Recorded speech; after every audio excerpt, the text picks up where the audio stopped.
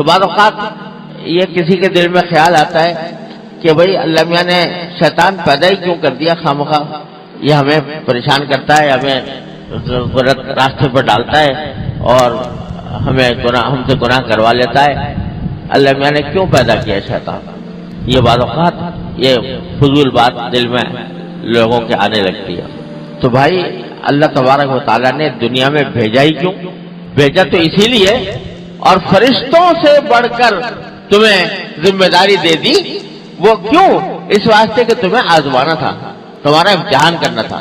تو امتحان کرنے کے لیے ایک مخلوق پیدا کر دی، اور آپ کہو کہ جی شیطان نے تو ہمیں ہلاکت میں مبتلا کر دیا، برباد کر دیا۔ تم نے بھی تو شیطان کو برباد کیا۔ حضرت آدم علیہ السلام کو پیدا کر کے اللہ میاں نے ان سے کہا سجدہ کرو، وہ سجدہ کرنے سے منکر ہو گیا۔ تو اس کے لیے بھی تو انسان کو آزمائے۔ میں نے کسی زمانے میں ایک شعر کہا تھا کہ ابلیس ہے ہمارے لیے امتحان تو کیا، ابلیس ہے میرے لیے ایک امتحان تو کیا، ابلیس کے لیے بھی تو ایک ابتلا تھا، میں اس کے لیے بھی تو ایک ابتلا بنا دیا تھا اللہ تعالیٰ نے آدم علیہ السلام کو پیدا کر کے کہ تو آیا سجدہ کرتا ہے کہ نہیں کرتا۔ وہ ناکام ہو گیا اس میں، تو اللہ میں نے اس کو راندہ درگاہ کر دیا، مردود مسرود کر دیا۔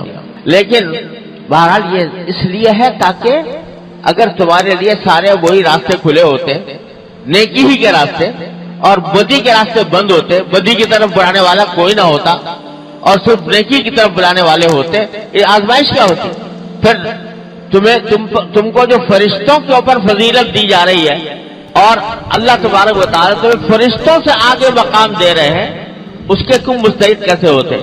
جبکہ تمہیں بدی کے راستے پر، برائی کے راستے پر لے جانے والی کوئی طاقت نہ ہوتی اور کوئی اس طرف لے جانے کے لیے ترغیب دینے والا نہ ہوتا، تو تمہیں فضیلت کیسے ہوتی، حاصل ہوتی؟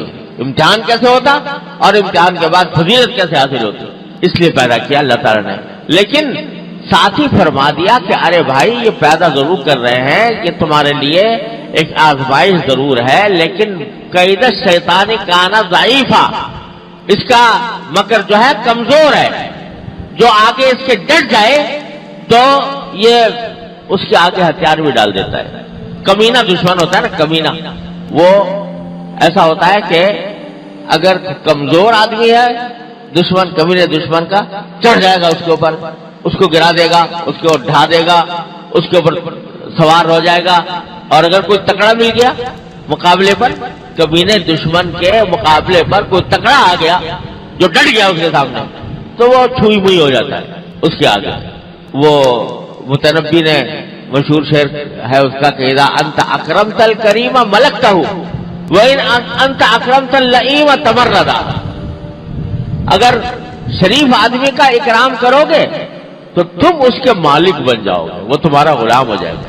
شریف آدمی کا اگر اکرام کیا تم نے اور اس کے ساتھ اچھائی کی تو وہ اتنا تمہارا احسان مانے گا کہ تمہارا غلام بن جائے گا۔ وَإِنْ أَنْتَ أَكْرَمْتَ اللَّئِيمَ، اور کسی کمینے کا اکرام کر لیا تم نے تو تمردا، وہ سرکش بن کے تمہارے سر پہ سوار ہو جائے گا۔ یہ معاملہ شیطان کا، یہ بڑا کمینہ دشمن ہے۔ سوشل میڈیا پر سب سے قدیم اور سب سے ریلائبل برانڈ درسقرآن.com